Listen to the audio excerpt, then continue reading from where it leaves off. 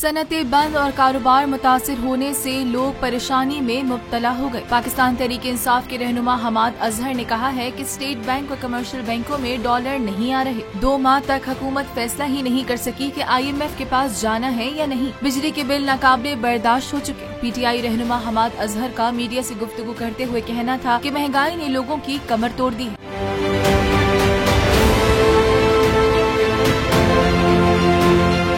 वुज़रा के पास अवाम को रिलीफ देने के लिए कोई मंसूबा नहीं। साबिक वफाकी वजीर ने कहा कि हमने 100 दिन के माशी प्लान पर काम किया था, लेकिन यहाँ तो वजीर सनत कौन है किसी को पता ही नहीं। साबिक वजीर मुमलिकत हमाद अजहर का कहना था कि स्टेट बैंक इम्पोर्टर्स की LCs नहीं खोल रहा और IMF कह रहा है कि ये कमजोर हुकूमत है। नई हुकूमत आएगी तो उनके पास 5 साल का वक्त होगा। IMF के मुआहदे के बावजूद रुपए की कदर गिरती जा रही है। कुछ न कुछ तो करना होगा।